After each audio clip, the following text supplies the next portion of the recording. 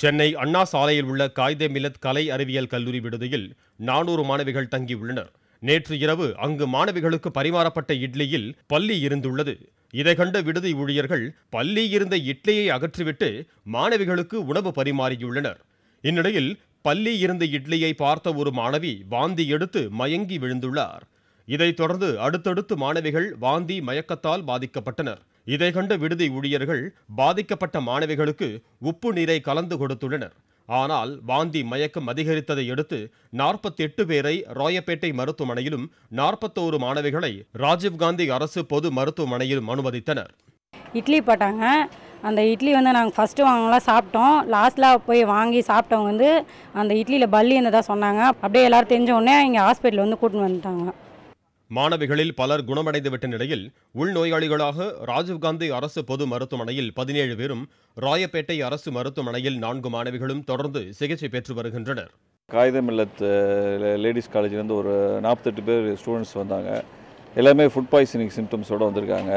இன்னும் கொஞ்சம் பேர் ராஜீவ்காந்தி ஆஸ்பத்திரிக்கு போயிருக்கதா சொல்கிறாங்க.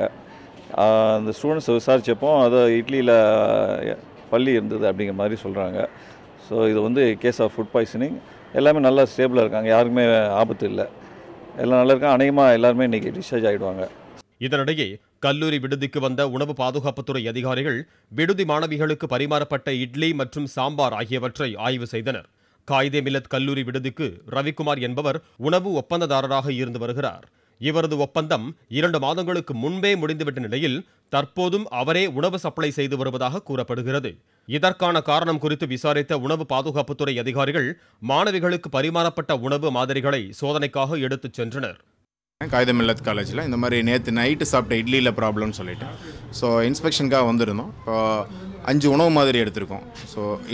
இட்லி மாவு நேற்று லெஃப்ட் ஓவர் இருந்தது, அந்த ஃபுட்டும் எடுத்திருக்கோம். சாம்பார் எடுத்திருக்கோம். 2 வாட்டர் சாம்பிள்ஸ் லிஃப்ட் பண்ணியிருக்கோம். இன்வெஸ்டிகேஷன் பண்ணியிருக்கோம். சாம்பிள்ஸ் லிஃப்ட் பண்ணியிருக்கோம். Based on the sample results தான் ஃபர்தராக ப்ரொசீட் பண்ண முடியும். காயிதே மில்லத் கல்லூரிக்கு வந்த உயர்கல்வித்துறை இயக்குனர் மஞ்சுளாவும் மாணவிகள் விடுதி மற்றும் உணவு கூடங்கள் ஆகியவற்றை ஆய்வு செய்தார்.